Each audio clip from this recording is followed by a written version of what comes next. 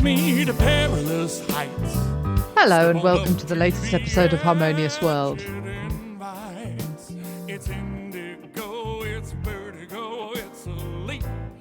My name is Hilary Seabrook, and for this episode I'm joined by vocalist and composer John Korbel.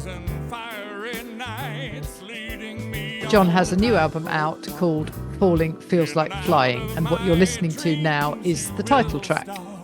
First a twist and shout La Bamba, and then an intellectual samba that you dismiss with a shrug.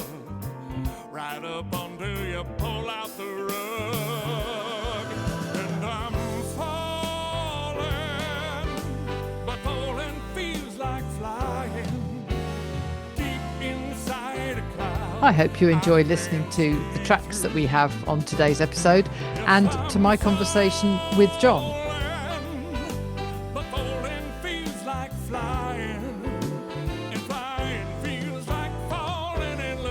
Don't forget that if you're a subscriber, you can find out who I'm going to be interviewing in advance. Just click on the link in the show notes, and you can also use links there to go to my blog and read lots of album reviews. Thank you for joining me once more for Harmonious World, and I hope you enjoy listening to our conversation. Picture me versus gravity. Up and down still have meaning to me, but you step right up to the podium, sing love provides an Italian solution for it. We are equal and opposite, and I'm falling, but falling feels like flying deep inside a cloud I can't see through. Yes, I'm falling,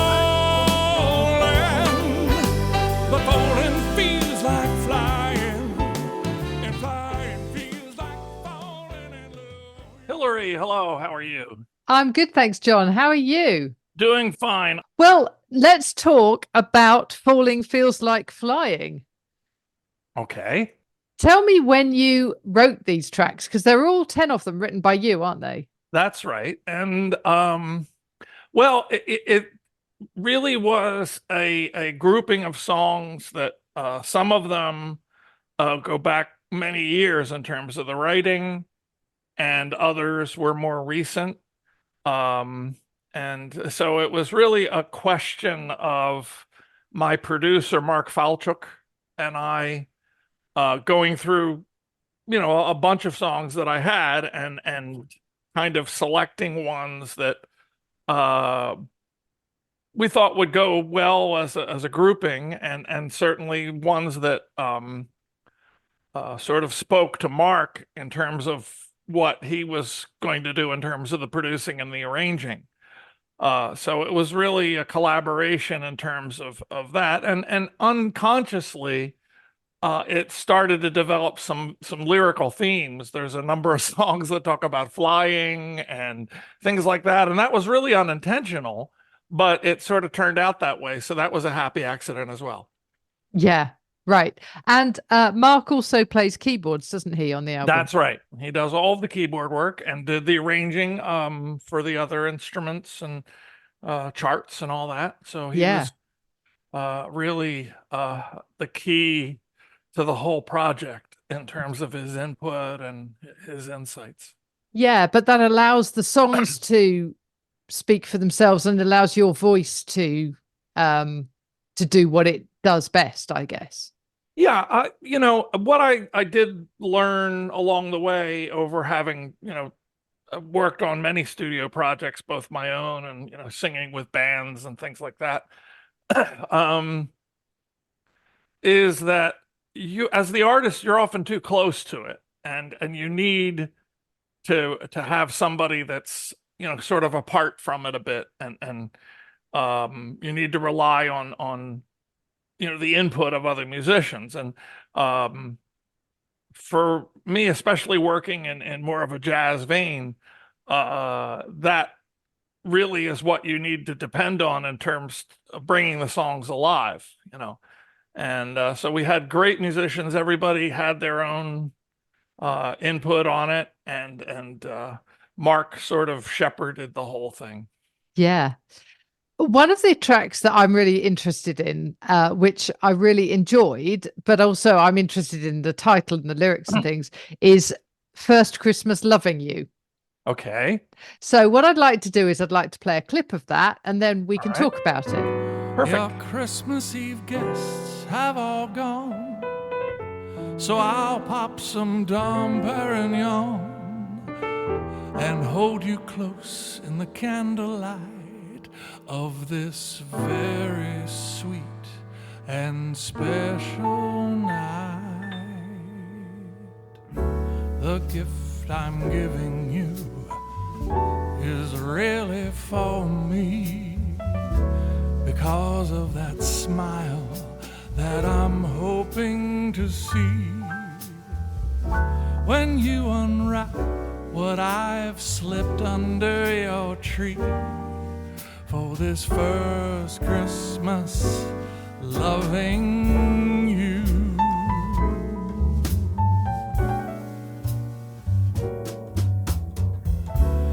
Yes, at first we were a summer affair, but by September an inseparable pair. And I know we will have so much to share on this first Christmas loving you.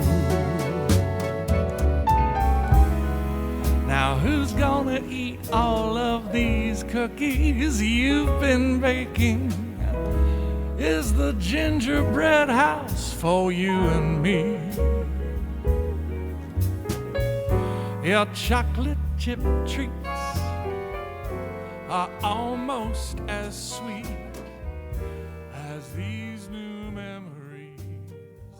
I know that we're making. Tell me how that track got written.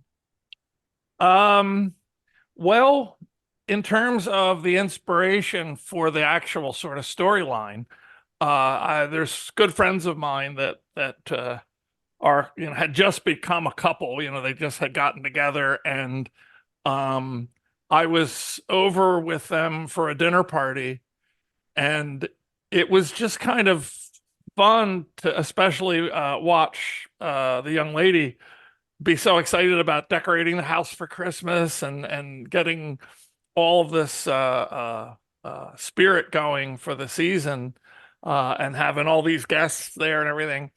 And it reminded me of how really sweet that first time you're with somebody for the holidays can be.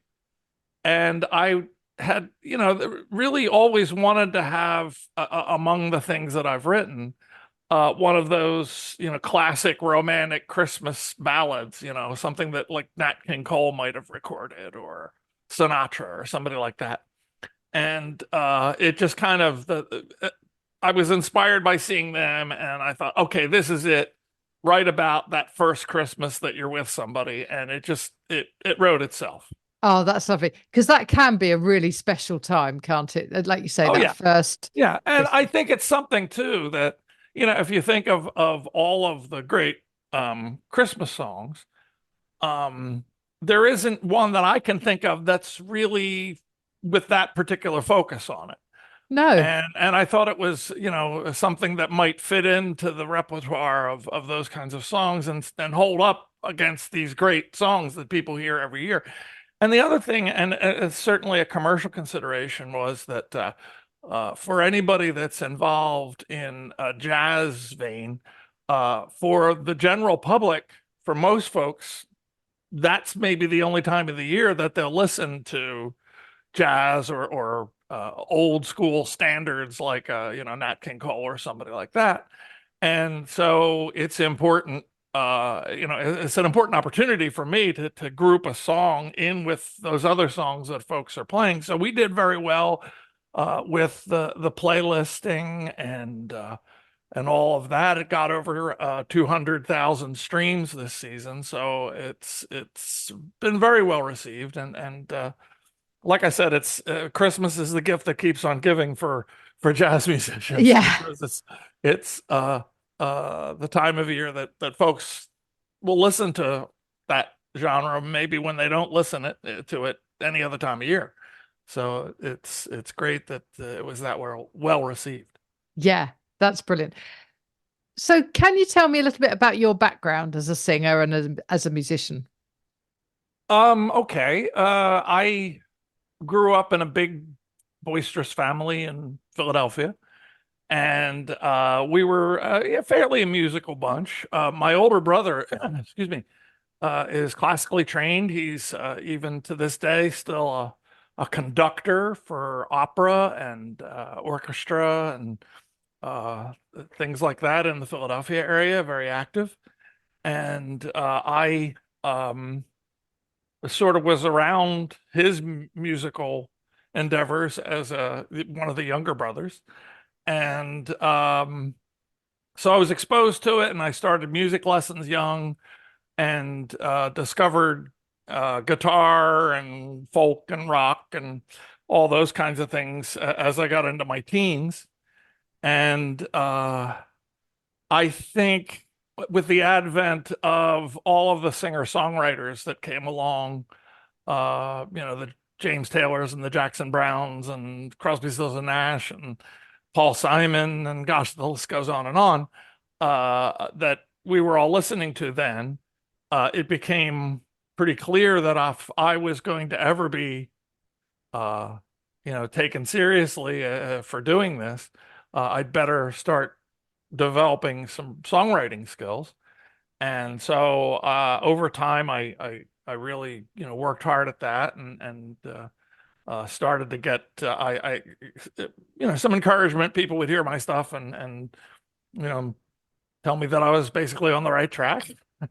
And so that was a big part of it. And then as time went on, I got involved in singing in bands and singing with a number of pretty successful groups in terms of, cover bands, playing a lot of club dates and things like that. And we were busy, and I got a lot of experience in front of audiences by doing that. And as time went on, was able to insert some of my own writing with, the projects that are going on. And one of the bands, I should mention this because it's kind of in the news right now. I sang for a number of years with a band in Philadelphia called Jelly Roll. And Jelly Roll is currently embroiled in a lawsuit with the big Nashville star Jelly Roll, two words, on a trademark infringement thing. Oh dear. That that was many years ago, and I'm not a party to that lawsuit or anything, but that band is still, a band and going strong in Philadelphia. And all these friends of mine now have been texting me, "Hey, are you part of this? You were in that band, weren't you?" So it's kind of in the news right now. Ah. But yeah, so I bounced around a lot doing that sort of thing for a long time. And to bring it up to the present day, what's happened with me since my first EP that I released in 2017, I've just recognized that there's this whole independent streaming online world that an artist can, get their stuff out there in. And I had material and I had the ability to do it. And I thought, why not, get in the game? And so this was my fourth project that I've released on the streaming services and CDs and all that. And I've been really staying with it and promoting and it's been exciting, I think this is the one lesson that I've learned, is that maybe you're not going to be a star, but you can always be an artist. Yeah.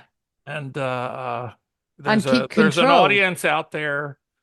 Yeah, that's part of it too, sure. And there is an audience out there for what I do, and it's just really the challenge of getting what I do out in front of people, and it's really very rewarding. I'll get text messages from on my Facebook or whatever, from people that discovered my music and just felt compelled to tell me how much they enjoy it, and it's really rewarding on a one person at a time basis, and that's really gratifying. Oh, that's fantastic. That's really good. And so are you taking these tracks out into the world and performing them live?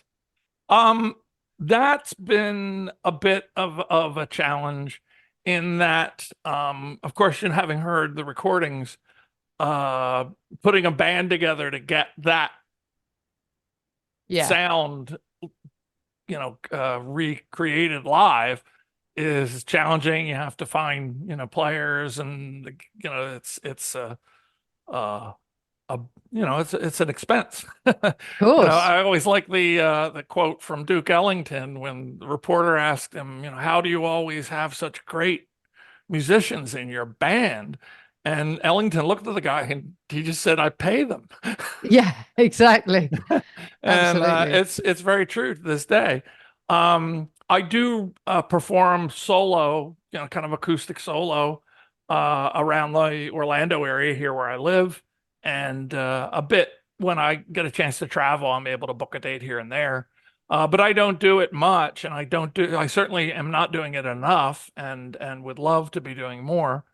And I would love to come to Europe, to the UK, and to France and Germany, where I've, in terms of the streaming, I get a fair amount of traction in all those places. And I know that there is actually a stronger jazz audience there than even in the States here. So it would be wonderful, and I still hope to get some opportunities to do that. Oh, well, if I can help you get a bit more of an audience out here, I then would be thrilled. yeah. I do have other friends there in the UK, and it would be a great chance to visit, and to be able to perform too would be just the icing on the cake. Absolutely. Fantastic. Well, thank you so much for joining me and telling me about your album. And that's great. And I wish you all the best with it. And I hope that I can help spread the word about it to other people. Well, thank you so much. And Hillary, I really appreciate the chance to be in front of your audience on the podcast, and hope we can do it again. And since you played First Christmas Loving You, maybe it's not premature to offer everybody a happy Christmas over there in the UK. Maybe we're not too soon. Absolutely. Absolutely. Lovely to talk to you, John. Thank you so much. Okay, Hillary. Thank you.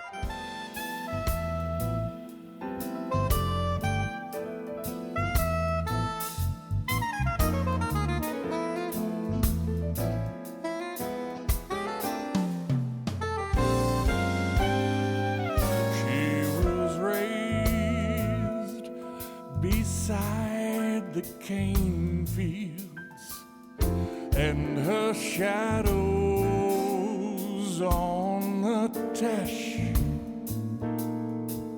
you can feel black water rolling when you press against her flesh. Well, I hope you enjoyed listening to my conversation with John Korbel about his album Falling Feels Like Flying. And what you're listening to now is Sweet Burning from that album. And you're swallowed by her yearning. Thank you for joining me once more for Harmonious World, and I hope you have an excellent week. And it's a sweet, sweet burning.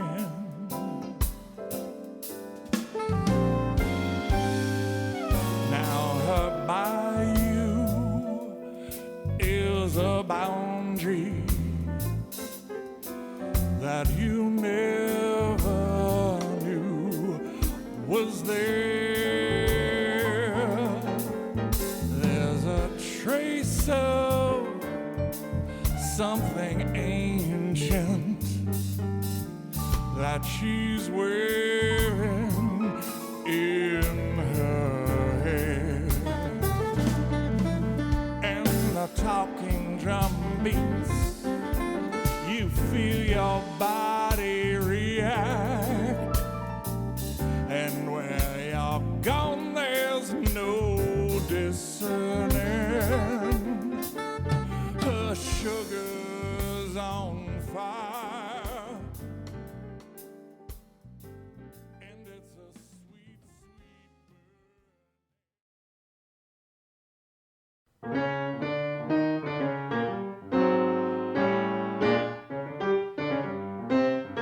Thank you for listening to the latest episode of Harmonious World. My name is Hilary Seabrook, and it's a great delight to bring this series of discussions with musicians and composers and writers and all sorts of people to you. Obviously, there's no point in having a podcast if people aren't listening, and I'm very grateful to my listeners for doing so. Thanks also to Joe English for composing and performing this new theme tune. So wherever you get your podcast, you can leave a review. You can share this with your friends and family, either as a link or on social media and that sort of thing. I'd be really grateful for that. Don't forget that you can subscribe now. There's a link wherever you get your podcasts. So have a great week, and please remember why I started this, which is just to try and make the world a little more harmonious. Thanks for listening to Harmonious World.